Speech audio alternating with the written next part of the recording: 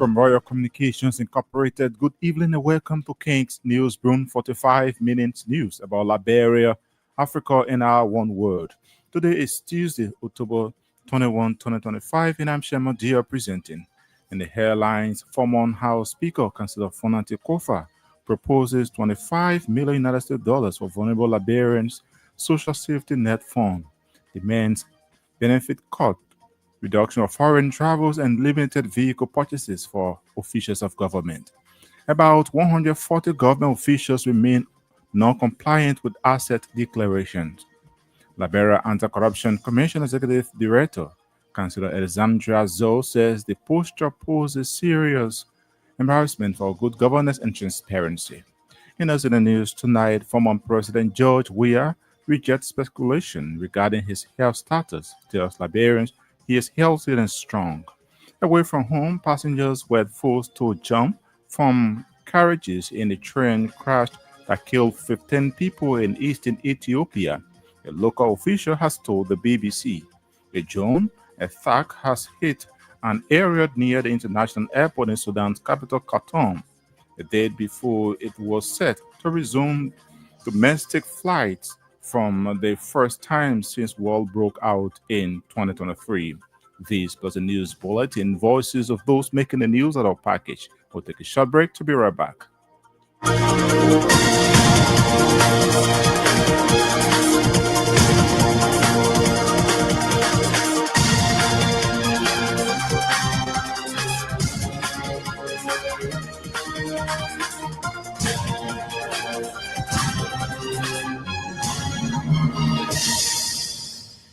Welcome back at this juncture with Johnson Andrews with the news bulletin. Former House Speaker Councillor Fonante Kofa has announced that he is prepared to present a communication to the plenary of the House of Representatives this Thursday, which will call for the establishment of a US $25 million social safety net fund aimed at assisting vulnerable Liberians in paying school fees and rent. Councillor Kofa, in a statement issued on his official Facebook page Tuesday, outlined pressing economic hardships faced by Liberians, adding that in the face of the hardship, the government is under obligation to urgently intervene. The Grand Crew County District 2 lawmaker referenced social support programs in the United States, such as food stamps, as examples of how governments can provide relief to struggling citizens. Providing recommendations for financing of the proposed program, Councillor Kofa suggested reallocating resources by cutting benefits, reducing government officials' foreign travels. He called for limited vehicle purchase for government officials, redirecting funds from the Liberia Petroleum Refining Company and borrowing from the National Social Security and Welfare Corporation. Councillor Fonante Kofa stressed the urgency of the action, arguing that Liberians are relentless and crying for relief. The former House Speaker proposal is an indicator of growing public demand for government's intervention to ease the financial burden and meet current economic realities. The Liberia Anti-Corruption Commission say about 140 officials have failed to declare their assets.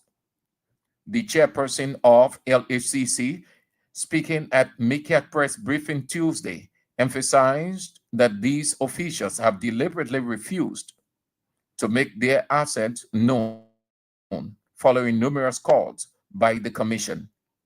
Councillor Alexandra Zoe noted that these non-compliance posture by government officials is causing serious embarrassment for the operations of Liberia Anti-Corruption Commission. Councillor Alexandra Zoe is calling on all government officials who have not complied with the Access Declaration to do so. The LACC boss has meanwhile called on officials of government who have doubts about their position being part of the Access Declaration to visit LACC website for verification. Former President George Weah has issued multiple responses debunking speculations about his health status. Earlier on Tuesday, Weah wrote, I woke up, I wake up and fix my own breakfast. You wait on others to serve you. A statement in reaction to misinformation being spread by members and supporters of the ruling Unity Party regarding the former president's health status. Photos of the former president also went viral on social media Tuesday, in which he wore a t-shirt with the inscription, the imposition, the vex, opposition, the vex. Many persons, particularly supporters of the former president George Weah, believe the inscription on the former president t-shirt directly described the attitude of members and officials of the ruling Unity Party towards him. Recently, several social media posts have been made by some supporters and officials of the governing Unity Party claiming that George Weah is sick, prompting a quick response from the former president. In his first response shared via his verified WhatsApp status update on Monday to speculations about his health, he noted, you guys can say all you want to say about me, but be reminded that I don't use makeup to hide my face. I am a natural man. The former president, in a broader response and display of fitness, was saying in a post on Tuesday by his special aide Sekou Kalasko Damaro carrying out his regular gym exercises, indicating a disapproval of claims about his health. In the video, former President George Weah is saying excessively training and displaying fitness and good health, contrary to what has been speculated by members of Unity Party. Chief Justice Yami Gbese has released his legal assignments for the November term of court for Circuit Court judges. Justice Gbese duty affected Criminal Code B, C, E, and D, as well as the 5th, 8th, 9th, 10th, 12th, and 15th judicial circuit courts of the country. President Joseph Boakai recent veto of 11 local government bills has generated mixed views about Liberians. Others believe that the move by the president will deny the local government of certain constitutional rights and obligations, while others think the decision is in the right direction. However, amid these different views, InfoQuest Liberia has lauded President Boakai for what it termed as courageous and principled decision to veto the 11 controversial local government bills. The House of Representatives recently passed 9 bills calling for the establishment of 9 townships in Nima County and 2 new districts in Nima and Lofa counties. In an interview with King's News Tuesday, InfoQuest Liberia Executive Director Matthias Yedne said, the president's action demonstrates a steadfast commitment to upholding the rule of law, administrative integrity, and the spirit of the Local Government Act of 2018. According to Mr. Yedne, the decision not only reflects legal fidelity, but a clear understanding that political expediency must not override national development priorities. The civil society organization CEO at the same time issued a 3-point appeal to the national legislature, including pausing new administrative creation until a boundary harmonization and mapping processes are completed in line with LGA and its implementation framework. He emphasized that genuine decentralization is not about multiplying administrative units, but about enhancing governance, improving service delivery, and empowering local communities. Ahead of the United Nations 80th anniversary, UN resident coordinator in Liberia, Christine Omotoni, reaffirmed the UN continued commitment to supporting Liberia's development priorities. The United Nations resident coordinator highlighted both notable progress and ongoing challenges in Liberia's journey toward achieving these sustainable development goals.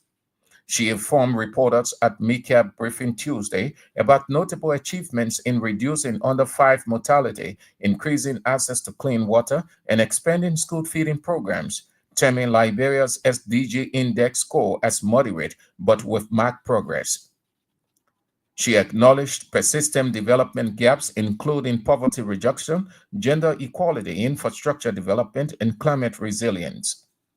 Reflecting on the ongoing cooperation between the United Nations and the Liberian government, Madam Omotonin noted that the current cooperation framework centers on around four key pillars: human development and essential services, sustainable economic development, peace and security, and good governance.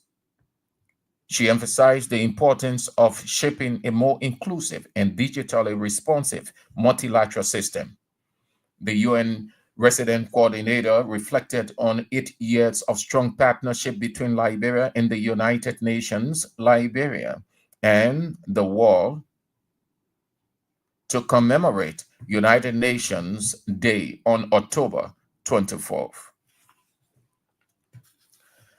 The Speaker of the House of Representatives, Richard Kuhn, has hailed the launch of a collaboration between the Legislative Auditing Commission, describing it as a major step toward institutional transparency and enhanced public financial accountability in Liberia. Delivering special remarks during the formal engagement ceremony, Speaker Kuhn welcomed Auditor General and senior GAC officials to what he described as the People's House, emphasizing that the legislature is being repositioned to better serve the Liberian people. According to him, the partnership poses a milestone in the country's public financial governance history, noting that similar interventions had been discussed and anticipated. Speaker Kuhn reiterated the legislature's commitment to openness and accountability, revealing that internal systems are being strengthened to ensure compliance with national financial laws.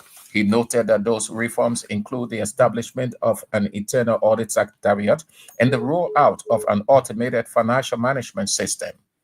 Also speaking during the engagement with members of the legislature, the head of GHC, Gans Jackson, said the audit reflects the GSE constitutional mandate to ensure that all public funds, whether generated domestically or received from external partners, are properly accounted for. And the Solidarity and Trust for New Day has criticized the ruling Unity Party for using sitting government officials to raise funds for construction of its new party headquarters across the country. Stern argued that through fundraising programs being led, managed, and supervised by sitting government officials and senior cabinet members, that government could carry out corruption. The civil society group also condemned Unity Party's decision to appoint senior government officials to its partisan fundraising committee, firmly rooted in which violates the Code of Conduct for Public Officials, particularly Part 4. In a press statement issued Monday, Stern termed the action as reckless fusion of state power and party politics, noting that it is a blatant abuse of public trust, a flagrant violation of the Code of Conduct, and a troubling signal that President Bouaga's administration is erasing the line between public service and partisan enrichment.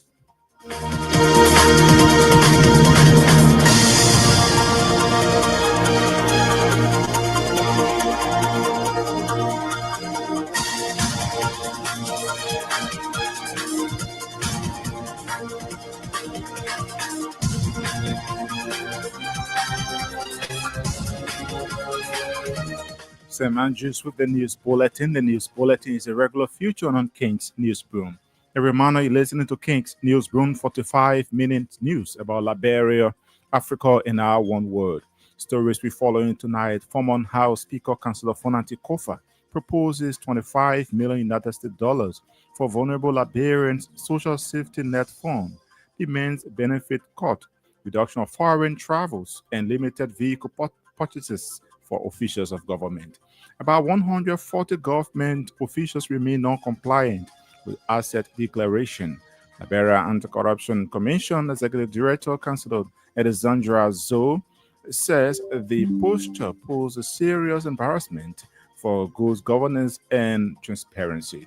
And also in the news, former President George Weah rejects speculations regarding his health status, tells Liberians he is healthy and strong. Away from home, passengers were forced to jump from carriages in a train crash that killed 15 people in eastern Ethiopia, a local official told the BBC. A drone attack has hit an area near the international airport in Sudan's capital, Khartoum, a day before it was set to resume domestic flights for the first time since war broke out in 2023. We'll take a break to be back with voices of the newsmakers.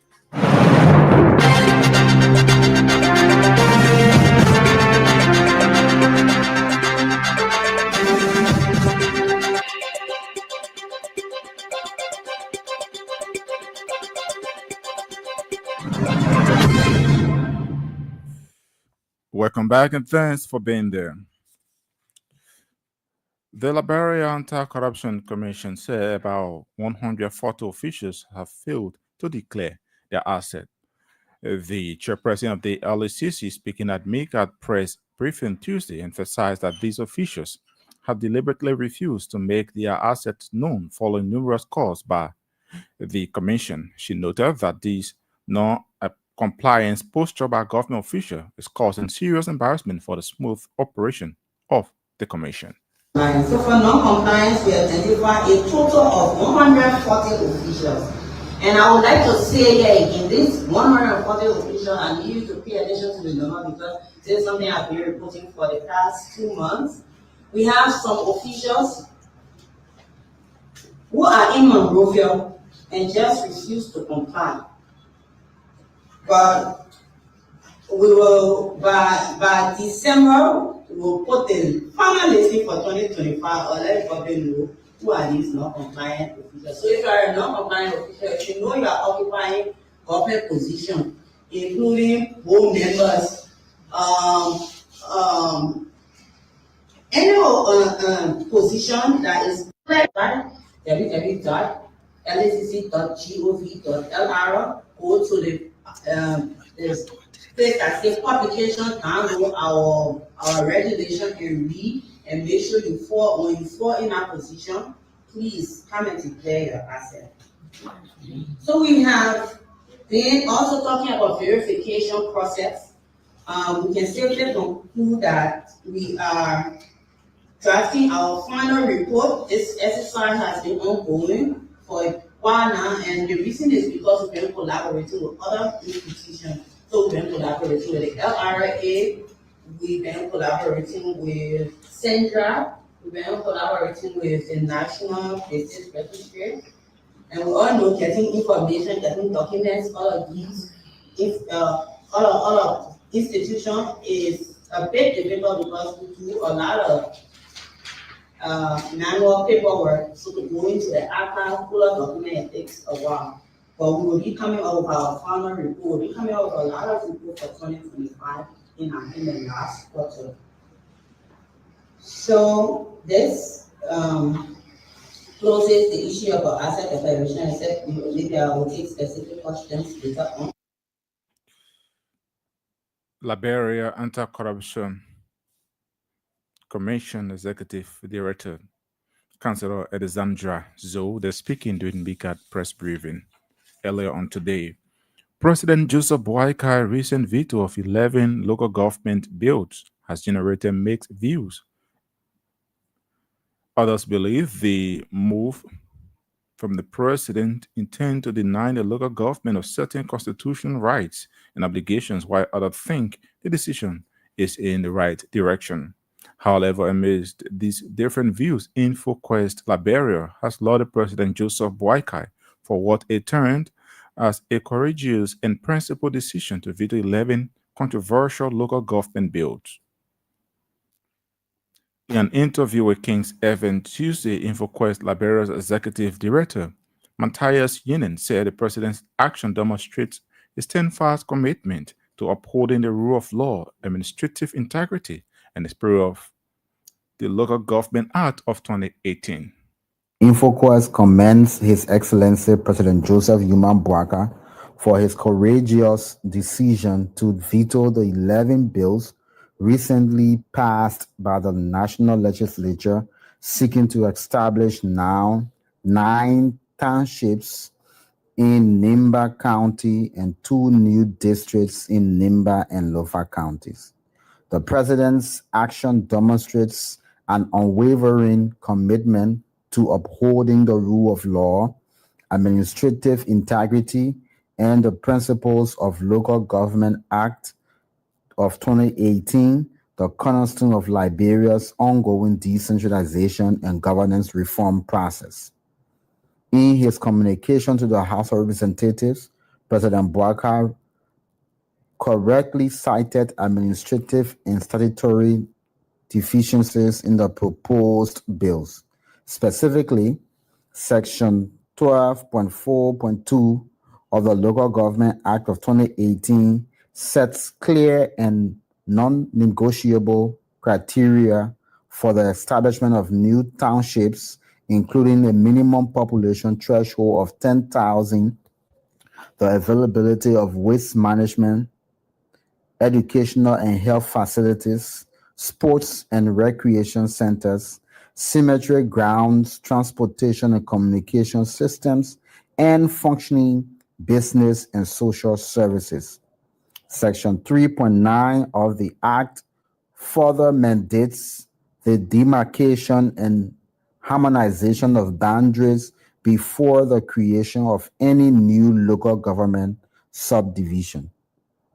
Section 2.1.5 A to B provides that all statutory districts are to remain in effect for 7 years following the Act's passage, pending their review, harmonization, and possible dissolution, a process that must be overseen by the Ministry of Local Government.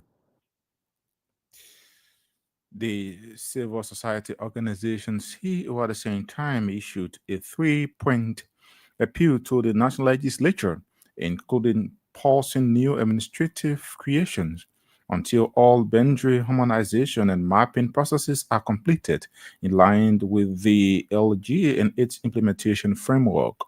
For call on members of the national legislature to refrain from creating new cities, districts, or township until existing boundary harmonization and delineation are completely in line with Section 3.9 of the LGA and the implementation plans 2020 to 2030 framework.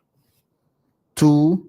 Redirect legislative effort towards providing adequate budgetary allocations to the Ministry of Local Government, the Liberia Land Authority, and the Governance Commission for boundary harmonization, mapping, and institutional strengthening as prescribed under the LGA Implementation Plan Section 2.3, page 18 to 19. And lastly, collaborate with the executive branch to accelerate the decentralization process by supporting existing county service centers, improving local governance capacity, and operationalizing county councils rather than proliferating unsustainable administrative structures. The path towards a functional, participatory, and accountable local governance system in Liberia requires shared responsibility and respect for the legal framework guiding decentralization. InfoQuest Liberia Executive Director Matthias Yinen. Ahead of United Nations 80th Anniversary, UN Resident Coordinator in Liberia, Madame Christine Yomotonin, reaffirmed the United Nations' continual commitment to supporting Liberia's development priorities. The UN resident coordinator highlighted both notable progress and ongoing challenges in Liberia journey toward achieving the Sustainable Development Goals. She informed reporters at MACAT press briefing on Tuesday about notable achievements in redirecting or reducing under 5 mortality, increasing access to clean water, and expanding school feeding programs, terming Liberia's SDG index score as moderate but with marked progress. And Liberia will use it to amplify African voices, priorities, and solutions. I know there is a lot of work on promoting youth, women, peace, and security, but also promoting peace, security, and prosperity in general. We are proud of Liberia's contributions to peace building, climate action, youth empowerment, democratic governance, and so on. The recent elections in this country and peaceful as they were, and the peaceful transfer of power is always being quoted as a good example, not only in the region, but also in Africa. So Liberia is not defined by its past wounds, but its present strength is what defines Liberia. So Liberia's index score of SDGs is moderate in progress, with notable achievements and reduce in under 5 mortality, some increase in clean water, expanding in school feeding programs, and so on. But we know that challenges remain in poverty reduction, gender equality, infrastructure, climate resilience, and so on for all of us to achieve the SDGs. Madam Imotunin also outlined a wide array of activities that have taken place throughout the month of October, reflecting the UN's commitment to inclusivity, engagement, and action on critical issues, highlighting the month-long celebration. It's a privilege to stand before you today, as this month we mark a historical milestone, 8 years of the United Nations and 8 years of Liberia partnership with the UN. We are privileged again that this year the main UN Day event on the 24th of October will be celebrated in Kakata, Magibi County. This is important because celebrations will be done with the people in the communities. The events that have been going on throughout the month are numerous, and I'll mention a few. Recently, some of you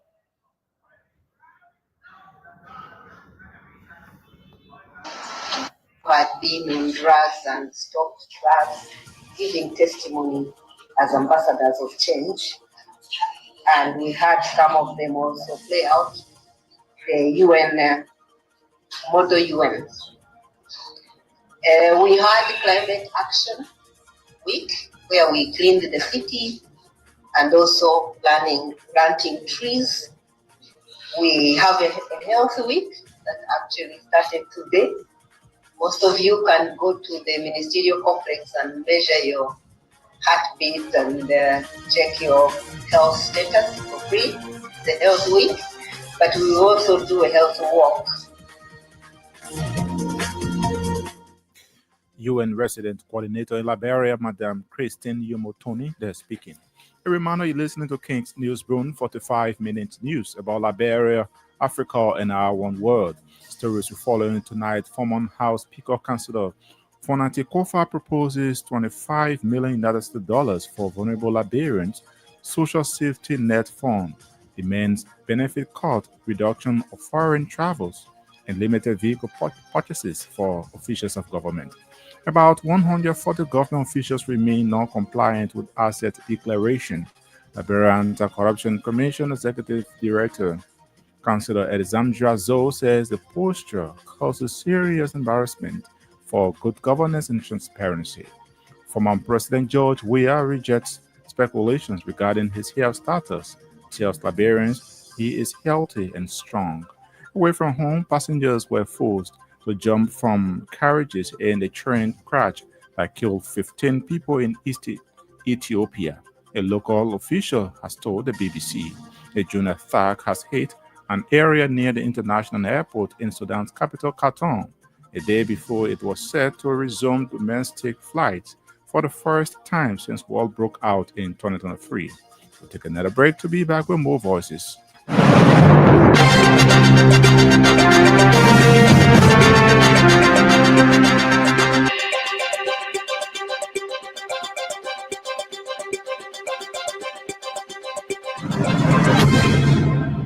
Welcome back and thanks for being there.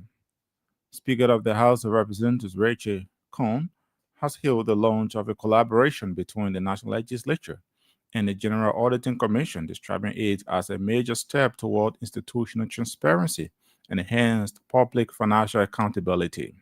Delivering special remarks during the formal engagement ceremony, Speaker Cohn welcomed Auditor General and senior GSA officials to what he described as the People's House, emphasizing that the legislature is being repositioned to better serve the Liberian public.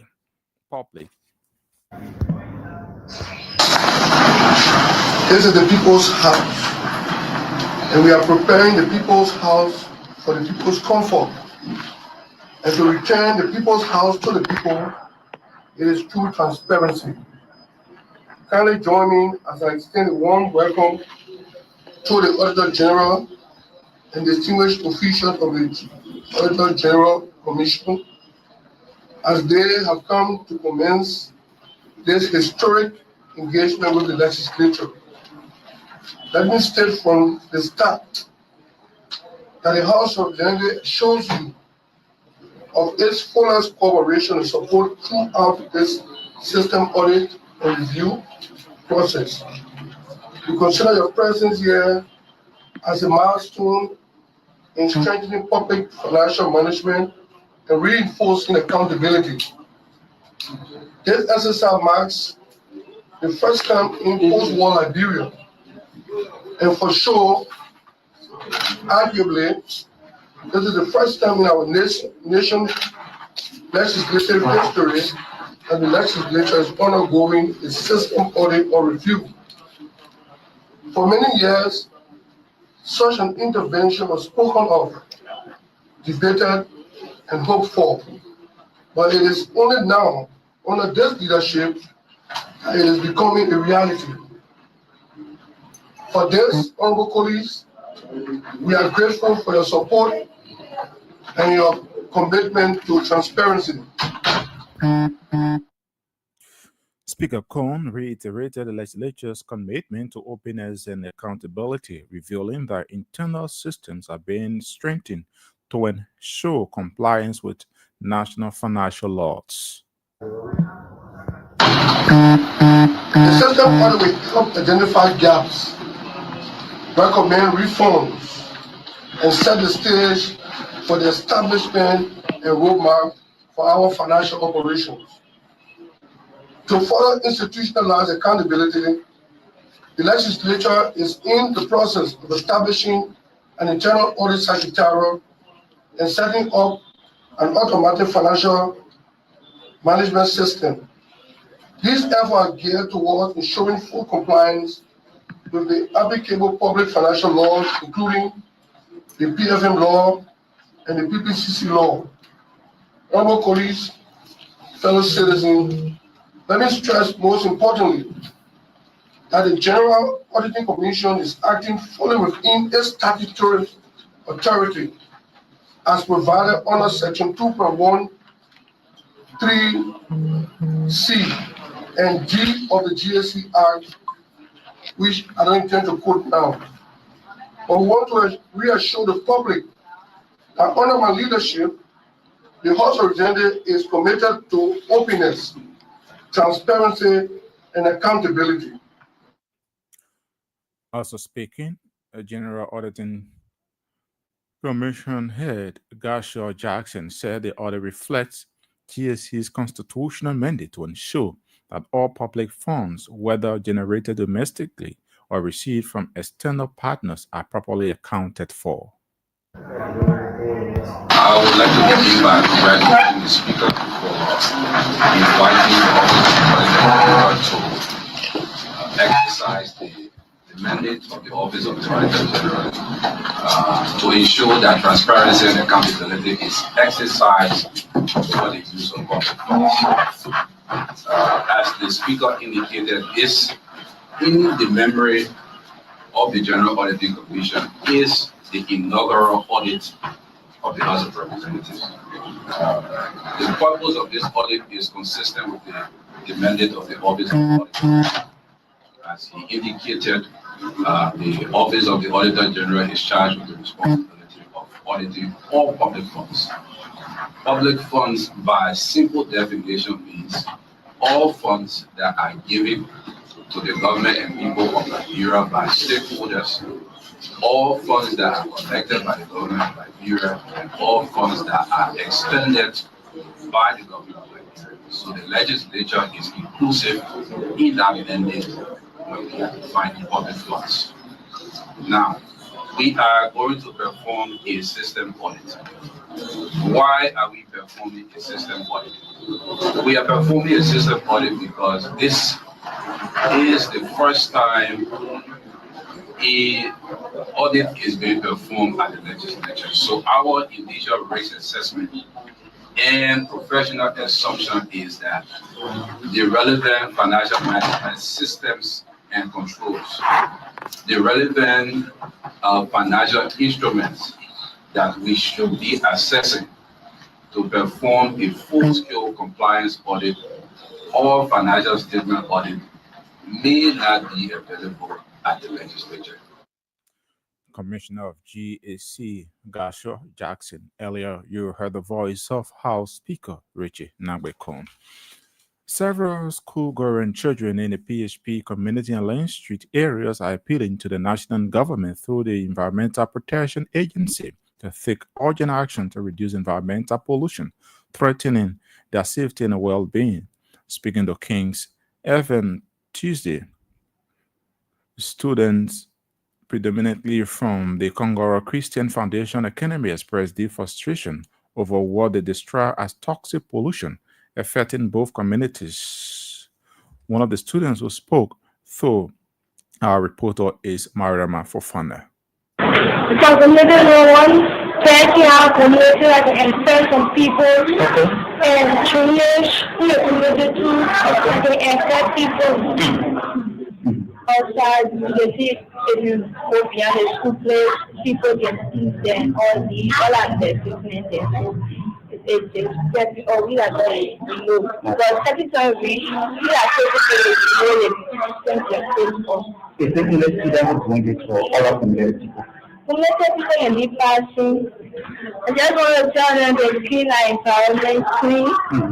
Now, first, mosquito clean because when our environment is not clean, You say you're moving. German used to do. So last week we talked to this girl. What is her name? So then Mariama people from the Maria Mount. So tell us which community do you live?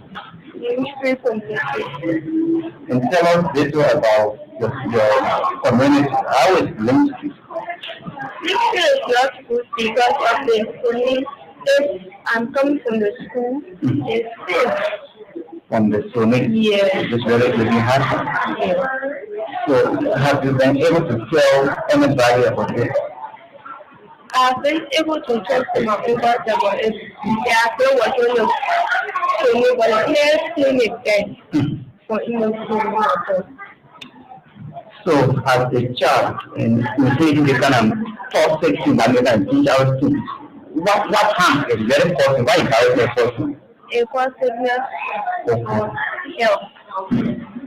I guess you are a student, which school you're in? Christian Foundation Academy. Several students from the Kongoro Christian Foundation Academy there in conversation with our intern reporter, Kwame Brown. Away from home, passengers were forced to jump from carriages in a train crash that killed 15 people in eastern Ethiopia, a local official told the BBC. The train derailed on Monday night in the town of Shilini before colliding with a separate stationary train. Local broadcaster Dal TV reported. It is unclear how many people were injured, with reports ranging from 27 to 29. Photos published by local media show several carriages overturned and others crashed. And a drone attack has hit an area near the international airport in Sudan's capital, Khartoum, a day before it was set to resume domestic flights for the first time since war broke out in 2023. Residents of the city reported hearing explosions in several districts nearly or early on Tuesday morning. Social media images yet to be verified by the BBC appear to show a series of blasts. There is no information on casualties or damage, and no one has claimed responsibility. Well, on that note, that's how we come to the end of this edition of King's Newsroom. But before we leave, a quick reminder of stories we followed in the headlines. Former House Speaker Councillor Fonanti Kofa proposes 25 million United States dollars for vulnerable Liberians social safety net fund, demands benefit cut, reduction of foreign travels, and limited vehicle purchases for officials of government. About 140 government officials remain non-compliant with asset declaration. Liberia Anti-Corruption Commission Executive Director Councillor Alexandra Zoe says the push causes serious embarrassment for good governance and transparency. He also heard in the news former President George Weah rejects speculations regarding his health status, tells Liberians he is healthy and strong. Away from home, passengers were forced to jump from carriages in a train crash that killed 15 people in eastern Ethiopia. A local official has told the BBC. A train attack has hit an area near the international airport in Sudan's capital, Khartoum, the day before it was set to resume domestic flights for the first time since war broke out in 2023. Many thanks to our reporters, correspondents, and all those who helped in making this edition of King's Newsroom a success. Sam Andrews brought you the news bulletin. Colin Johnson sat at control and handled the technical aspect of this edition. On behalf of the team, I'm Shemon Dale. I presented. Thanks for listening and watching.